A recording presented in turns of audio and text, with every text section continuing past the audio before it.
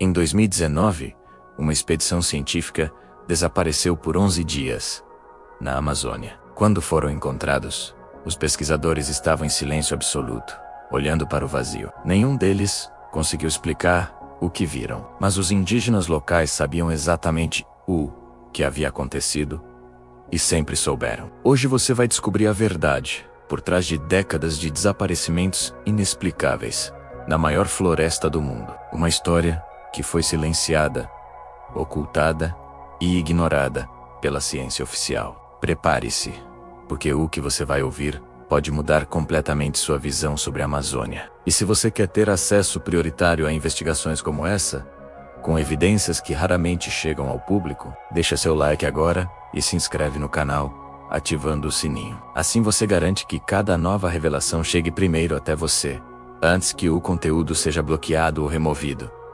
Vamos começar. A expedição era liderada pela doutora Helena Cardoso, uma bióloga renomada com 15 anos de experiência em ecossistemas amazônicos. Ao seu lado estava o professor Marcos Tavares, antropólogo especializado em culturas indígenas, a fotógrafa Juliana Ferreira e o guia local Ricardo Gomes.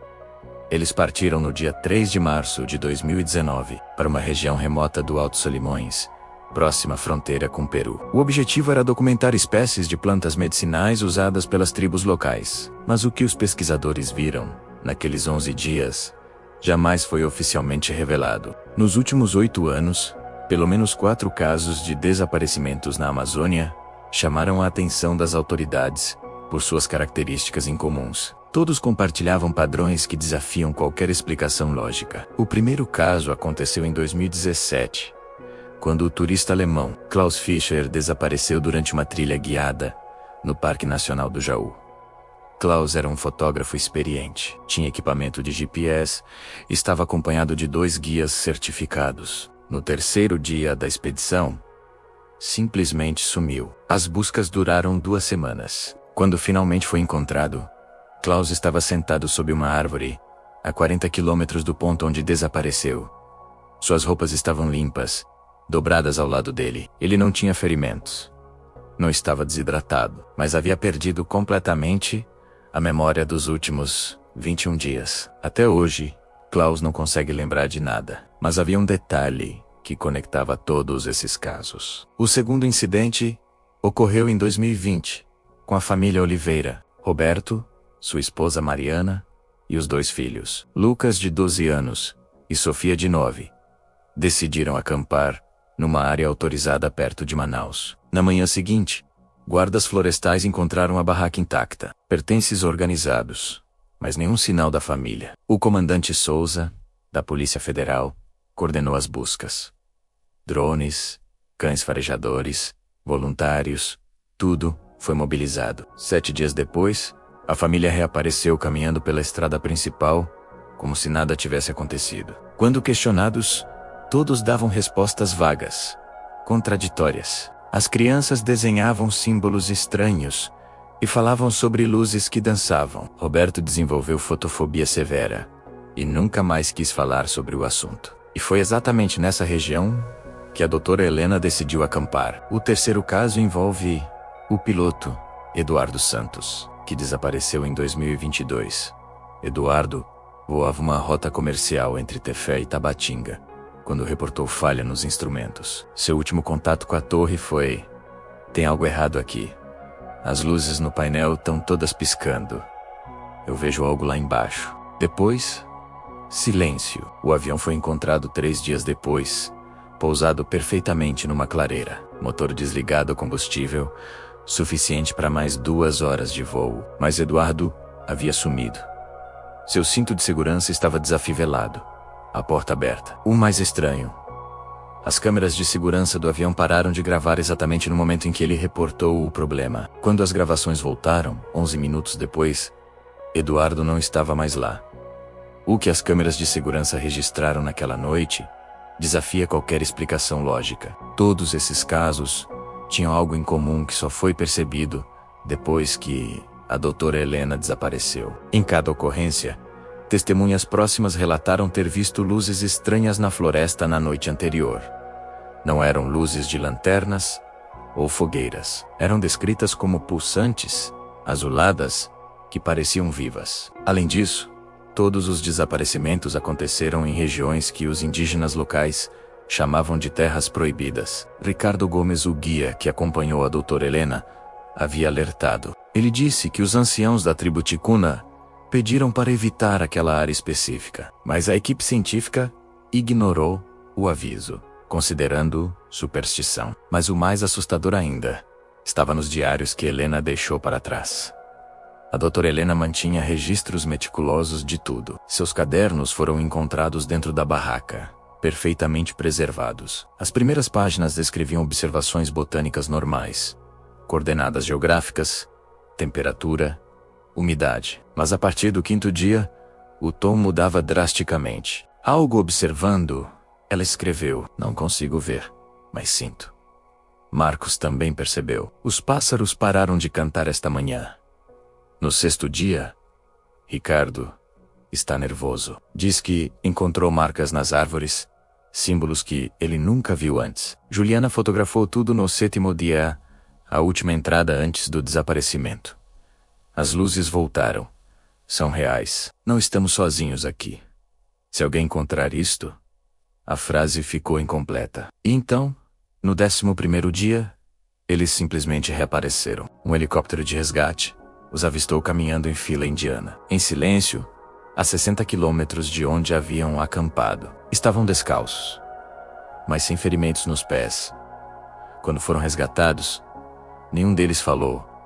Durante as primeiras 48 horas, a doutora Helena passou 3 semanas em observação psiquiátrica. O professor Marcos Tavares pediu demissão da universidade e nunca mais voltou à Amazônia. Juliana Ferreira destruiu todas as fotografias que havia tirado. Ricardo Gomes voltou para sua aldeia e se recusou a trabalhar como guia novamente. O relatório oficial classificou o caso como desorientação coletiva causada por estresse e consumo acidental de plantas alucinógenas, mas quem lê os diários completos da doutora Helena sabe que essa explicação não faz sentido. E havia pessoas que sempre souberam a verdade sobre o que acontece nessas regiões da floresta. Para entender o que realmente ocorreu com essas expedições, precisamos voltar séculos no tempo e ouvir o que os povos originários sempre tentaram nos dizer. O pajé Hayuru, líder espiritual da tribo Ticuna,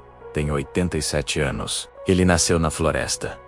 Foi criado seguindo os ensinamentos de seu avô, que por sua vez aprendeu com seu bisavô. A tradição oral de seu povo atravessa pelo menos 12 gerações documentadas. Quando soube do caso da doutora Helena, Hayuru não se surpreendeu. Eles entraram na casa do guardião, disse através de Raoni Pinto, seu tradutor. Nós sempre soubemos. Nossos ancestrais sempre souberam. Há lugares na floresta onde os homens não devem ir. Não porque são perigosos, no sentido que vocês entendem, mas porque pertencem a outra dimensão, a outros protetores. Durante 3 dias, Hayuru contou histórias que nunca haviam sido registradas por antropólogos. Ele falou sobre o Anhangá Invisível, uma entidade que habita as partes mais antigas da Amazônia, desde antes dos primeiros humanos chegarem. Não é um espírito maligno, explicou. É um guardião. Sua função é proteger o coração da floresta daqueles que vêm com intenções impuras ou que violam territórios sagrados. O pajé Hayuru então revelou algo que mudaria completamente minha investigação. Ele disse que existem mapas, não mapas desenhados em papel, mas mapas bíblicos transmitidos oralmente, que indicam exatamente onde essas zonas de proteção estão localizadas. São marcadas por sinais naturais. Certas formações rochosas, árvores específicas, que crescem em padrões incomuns, mudanças na densidade da vegetação. Quando você entra numa dessas áreas, Hayuru explicou, o tempo muda, o espaço muda. Você pode caminhar por dias e estar sempre no mesmo lugar, ou pode dar 3 passos e atravessar distâncias impossíveis. O guardião está testando você, vendo sua alma. Se ele decidir que você não deve estar ali, você é levado. Segundo ele, o guardião Não estava sozinho. Procurei outros líderes espirituais de tribos diferentes, para verificar se essas histórias eram isoladas ou faziam parte de um conhecimento mais amplo. A xamã Tainá Kumaré, do povo Yanomami, contou versões quase idênticas, mesmo sua tribo estando a mais de 800 quilômetros da região ticuna. Ela falou sobre os espíritos das árvores antigas, que caminham invisíveis, protegendo lugares sagrados. O cacique, Ubirajara do Pobo Matis, tinha outra perspectiva. Para ele, não são entidades espirituais no sentido místico, mas memórias vivas da floresta. Uma espécie de consciência coletiva das plantas, animais e da própria terra que reage quando é ameaçada. 3 tribos diferentes, separadas geograficamente, sem contato frequente entre si, todas compartilhando narrativas fundamentalmente similares sobre regiões proibidas e guardiões invisíveis. Isso não poderia ser coincidência. E havia um motivo pelo qual essas histórias foram silenciadas durante a colonização. Quando os europeus chegaram à Amazônia, não vieram apenas em busca de ouro e especiarias. Vieram também para civilizar e cristianizar. Qualquer conhecimento indígena que não se encaixasse na visão de mundo católica era classificado como paganismo, bruxaria ou superstição demoníaca. Padres jesuítas tinham ordens expressas de documentar e depois suprimir essas crenças. Aliás, antes de continuar, me responde rápido. Você está assistindo isso no celular, na TV ou no computador? Deixa nos comentários, porque estou preparando conteúdos exclusivos em diferentes formatos para cada plataforma. E já aproveita para deixar o like. Quanto mais pessoas engajarem, mais rápido consigo liberar o próximo episódio com documentos que nunca foram divulgados. O pajé Ajuru me mostrou algo que poucos acadêmicos tiveram acesso. Gravações em áudio, feitas por seu pai, nos anos 1970, antes de fitas cassete se tornarem comuns na região. Nelas, anciãos já falecidos descrevem rituais de proteção que devem ser realizados antes de entrar em certas áreas da floresta. Falam sobre oferendas, cantos específicos, a importância de pedir permissão aos guardiães. Quando meu avô era jovem, Ayuru continuou. Uma expedição de homens brancos entrou na zona proibida para cortar madeira. Eram 15 homens. Apenas 3 voltaram. E voltaram mudados. Um ficou mudo para sempre. Outro via coisas que não estavam lá. O terceiro se enforcou 3 meses depois. Esses relatos não são meras lendas contadas ao redor da fogueira. São registros históricos transmitidos com precisão entre gerações, parte de um sistema de conhecimento tão válido quanto qualquer ciência ocidental. E então, descobri algo que conectava diretamente esse conhecimento ancestral com registros históricos europeus. Nos arquivos da Biblioteca Nacional, encontrei referências a cartas do Padre Anselmo, um jesuíta português que chegou ao Brasil em 1741. Ele fazia parte de uma missão evangelizadora que pretendia estabelecer reduções na região amazônica. Mas suas cartas para superiores em Lisboa contavam uma história muito diferente das narrativas oficiais de catequização bem-sucedida. Em uma carta datada de 15 de agosto de 1743, o Padre Anselmo descreve uma expedição desastrosa. Ele e um grupo de 20 pessoas, entre religiosos e soldados, adentraram uma região que os indígenas locais chamavam de Território do Espírito da Floresta. O objetivo era construir uma capela e afirmar a presença cristã. No terceiro dia de nossa jornada, escreveu Anselmo, os selvagens que nos guiavam recusaram-se a prosseguir. Disseram que aquelas terras eram amaldiçoadas e que o demônio da mata nos consumiria. Como homens de fé, ignoramos tais superstições diabólicas. Mas a carta mais perturbadora do Padre Anselmo ainda não havia sido revelada. Ela foi descoberta em 2003, nos arquivos secretos do Vaticano, por uma historiadora brasileira chamada Irmã Conceição, que pesquisava missões jesuítas no século XVIII. Essa carta nunca foi publicada oficialmente, mas obtive acesso a cópias através de contatos acadêmicos. Nela, datada de 3 de setembro de 1743, Anselmo escreve: Padre Superior, O que presenciei desafia a razão e a fé. No quarto dia, adentramos uma clareira onde a luz do sol não penetrava adequadamente, embora não houvesse copas densas acima. A sensação era de estarmos submersos em água. Os homens começaram a se queixar de vertigens. Então vimos as luzes. Nela, ele descreve algo que viu com seus próprios olhos. Não eram fogos fátuos, nem reflexos. Eram luzes azuladas que se moviam com propósito, como se nos observassem. O sargento Brandeiro ordenou que atirassem, mas as balas atravessavam as luzes sem efeito. E então, Padre Superior, ouvi uma voz. Não pelos ouvidos, mas dentro da minha mente. Ela dizia em língua que não reconheço, mas compreendi. Não pertencem aqui.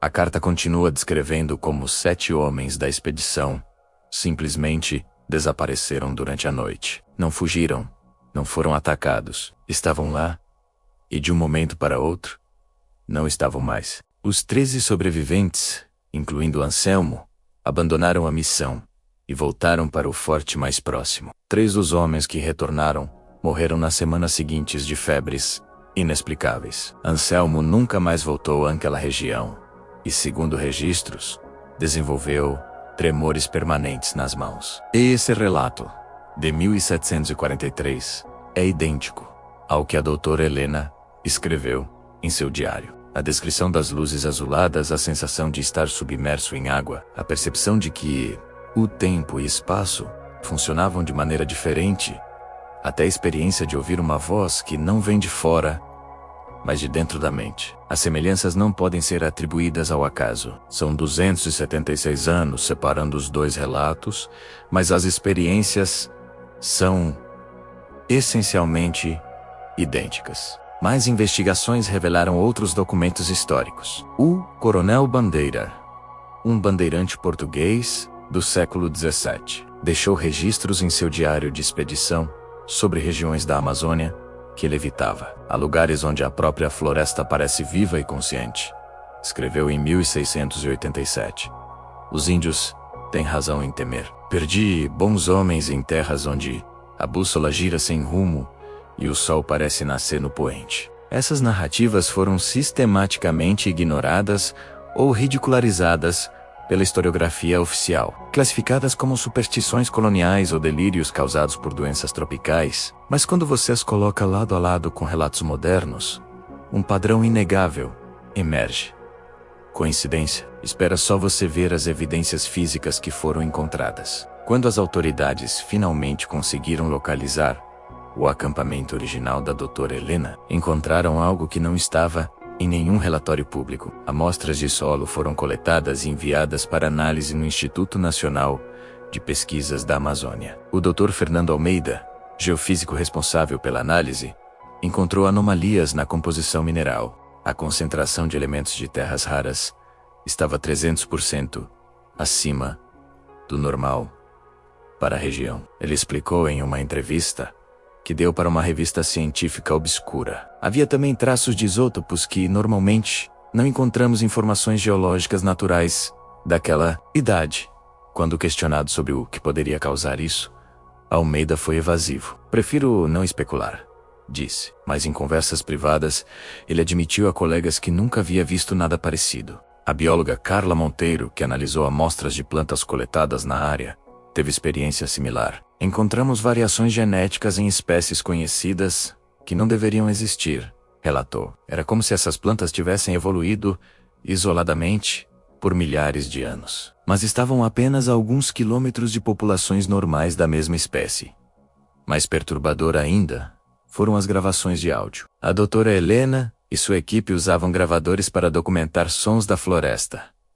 Parte de um estudo sobre comunicação animal.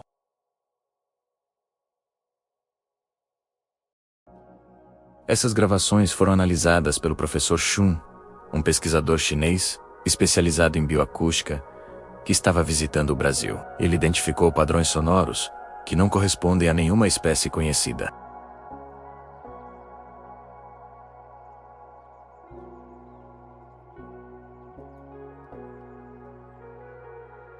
mas não é produzido por cordas vocais de nenhum animal que conhecemos.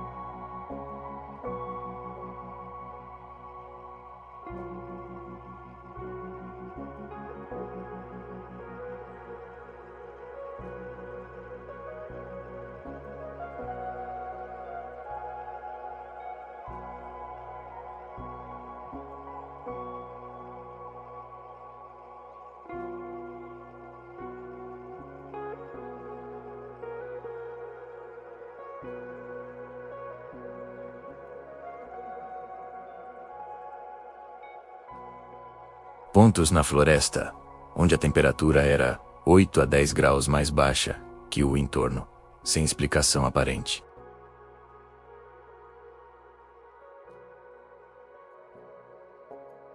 Olha, preciso ser honesto com você. Esse tipo de informação não fica disponível por muito tempo.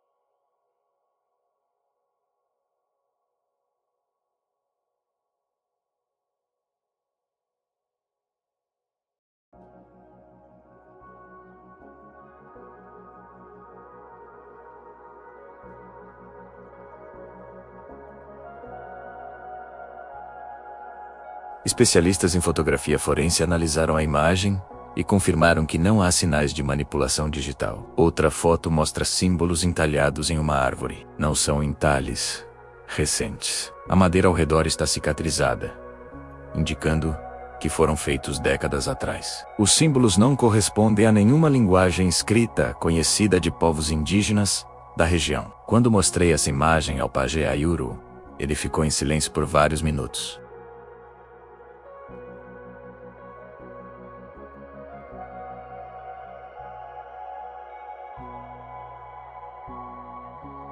E quando juntamos todas essas evidências, um padrão impossível de ignorar emerge. Temos relatos históricos de mais de 3 séculos, conhecimento indígena milenar, evidências científicas modernas, anomalias geofísicas, registros fotográficos e sonoros.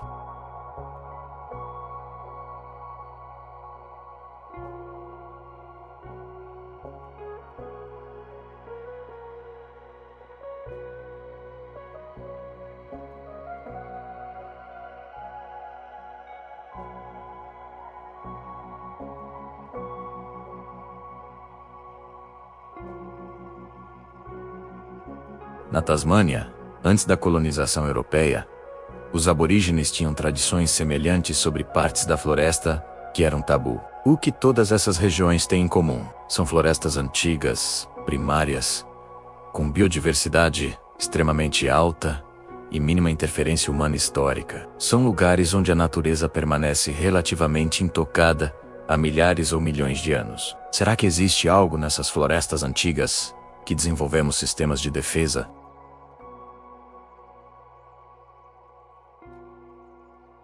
Agora precisamos juntar todas essas peças e tentar formar uma imagem coerente. O professor Augusto Leão, físico teórico da Universidade de São Paulo, propôs uma teoria fascinante quando apresentei todas essas evidências a ele. A Amazônia, explicou Leão, é o maior organismo vivo do planeta. Não no sentido de um único organismo, mas como um sistema integrado de trilhões de organismos interconectados. As plantas comunicam-se através de redes de fungos micorrízicos no solo. As árvores compartilham nutrientes, alertam umas às outras sobre predadores, cooperam.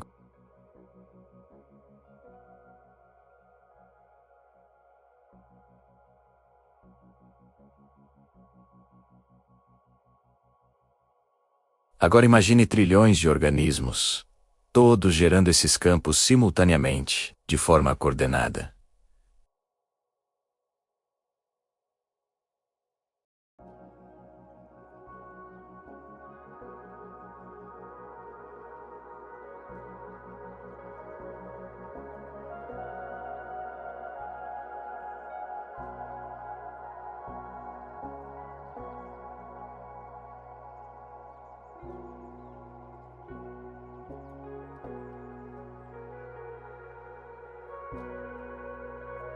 Doutora Beatriz Cunha, psicóloga especialista em trauma e estados alterados de consciência, ofereceu outra perspectiva.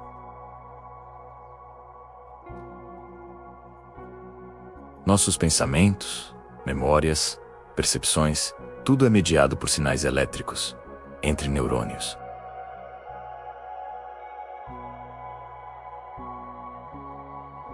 Cunha mencionou estudos onde exposição a certos tipos de campos magnéticos induziram involuntários, experiências de presença invisível, sensação de ser observado, distorções na percepção de tempo e espaço, até alucinações complexas. Agora imagine, ela propôs, uma pessoa exposta a campos eletromagnéticos naturais muito mais intensos e complexos do que qualquer coisa que produzimos em laboratório. Campos gerados por um ecossistema inteiro. O que isso poderia fazer com a consciência humana? E a resposta estava nos registros médicos da doutora Helena, após seu resgate. Durante seu período de observação no hospital, Helena foi submetida a vários exames neurológicos. Um eletroencefalograma mostrou padrões de atividade cerebral incomuns. Suas ondas cerebrais estavam sincronizadas de uma maneira que raramente vemos, relatou o neurologista responsável. Era como se diferentes partes do cérebro estivessem operando em harmonia perfeita. Geralmente isso só acontece durante meditação profunda ou certos estados induzidos por psicodélicos.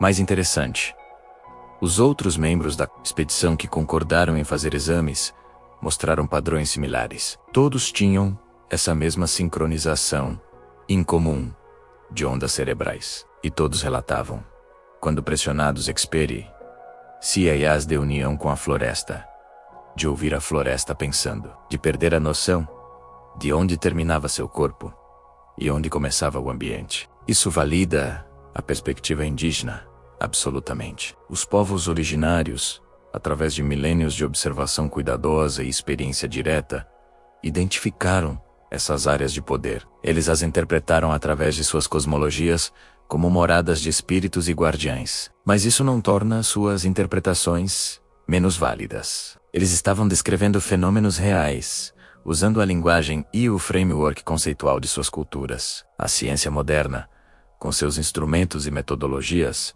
está apenas começando a medir e entender o que os indígenas sempre souberam. Talvez a verdade seja que ambas as explicações são corretas. Talvez, campos eletromagnéticos naturais e entidades espirituais sejam duas maneiras de descrever a mesma realidade fundamental. Talvez a consciência da floresta, a mãe natureza, o guardião, sejam reais de uma forma que a ciência materialista ainda não consegue apreender completamente. O que sabemos com certeza é o seguinte: há regiões na Amazônia onde as leis normais da realidade parecem funcionar de maneira diferente. Pessoas que entram nessas áreas frequentemente experimentam fenômenos inexplicáveis. Aqueles que retornam nunca são os mesmos, e as culturas indígenas sempre souberam disso. Sempre tentaram nos avisar, mas não escutamos. Então, recapitulando, vimos casos documentados de desaparecimentos inexplicáveis. Conhecemos a história ancestral que foi ocultada por séculos.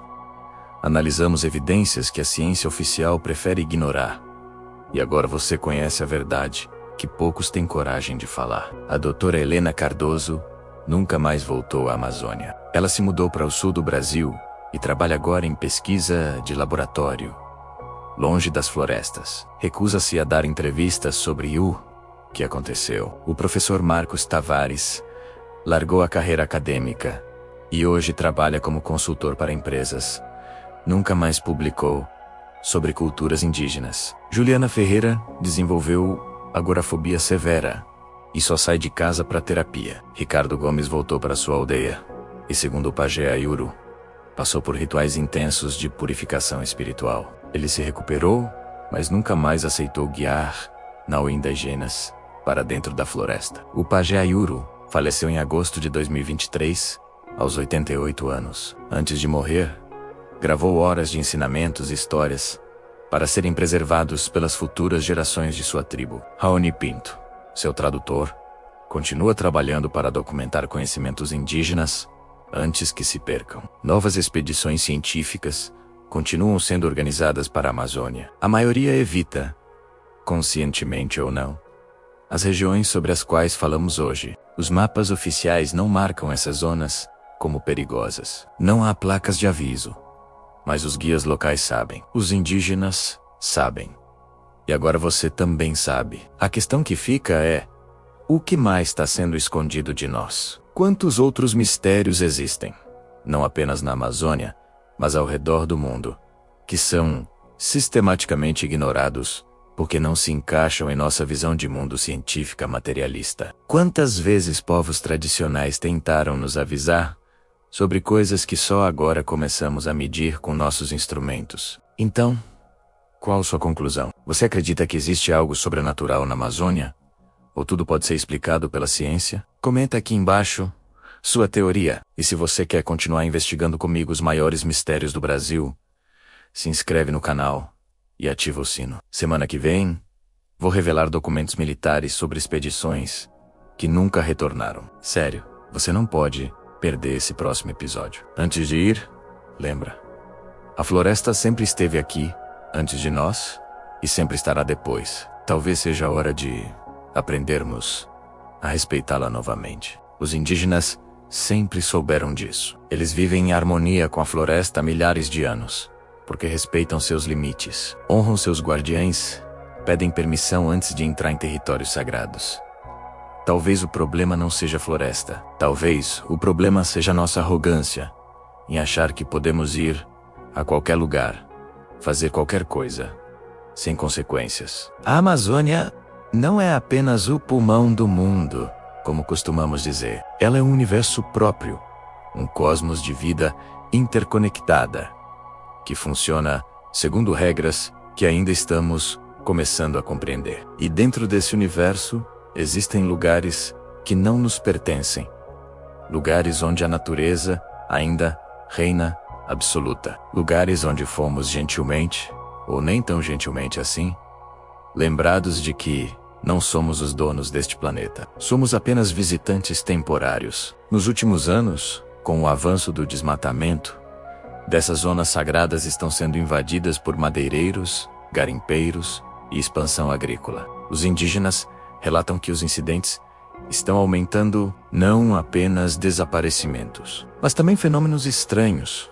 Trabalhadores que desenvolvem doenças inexplicáveis, máquinas que param de funcionar sem motivo aparente, acidentes improváveis que acontecem com frequência estatisticamente impossível. Será que a floresta está se defendendo? Será que os guardiães estão reagindo a uma invasão cada vez mais agressiva? O cacique Ubirajara me disse algo que nunca esquecerei. Vocês, homens brancos, pensam que podem domar a natureza. Pensam que ela existe para servi-los. Mas a floresta é mais antiga, mais sábia, mais poderosa do que qualquer um de vocês pode imaginar.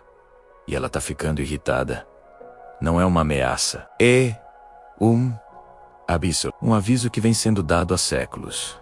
mas que escolhemos ignorar até agora. Porque agora, os efeitos da destruição ambiental estão se tornando impossíveis de ignorar. Mudanças climáticas, extinções em massa, pandemias emergentes, tudo consequências de nossa relação disfuncional com a natureza. E talvez, apenas talvez, os mistérios da Amazônia sejam um lembrete de que ainda há muito que não sabemos, muito que não controlamos, muito que deveríamos respeitar, ao invés de tentar conquistar.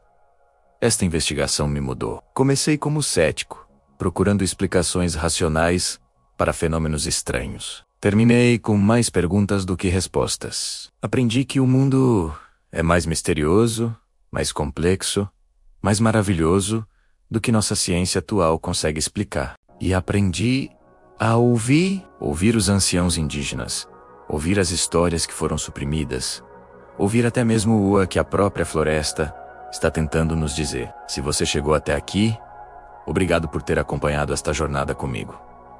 Sei que foi intenso, sei que questionei muitas certezas, mas acredito que é importante mantermos nossas mentes abertas, questionarmos narrativas oficiais e buscarmos a verdade, mesmo quando ela nos leva para territórios desconfortáveis. A história da doutora Helena e de todos os outros que desapareceram na Amazônia não tem um final definitivo. O mistério permanece. E talvez seja melhor assim. Talvez alguns mistérios não devam ser completamente resolvidos. Talvez alguns segredos devam permanecer secretos. Talvez alguns lugares devam permanecer proibidos. O que posso dizer com certeza é que a Amazônia guarda segredos que talvez nunca compreendamos completamente. E talvez não precisemos. Talvez só precisemos respeitar. Respeitar os limites que nos são dados. Respeitar o conhecimento dos povos que vivem ali há milênios. Respeitar a própria floresta como entidade viva e consciente que, no fundo, todos sabemos que ela é. Então, da próxima vez que você ouvir sobre desaparecimentos misteriosos, avistamentos inexplicáveis ou fenômenos estranhos em lugares remotos do mundo, não descarte imediatamente como superstição ou fantasia.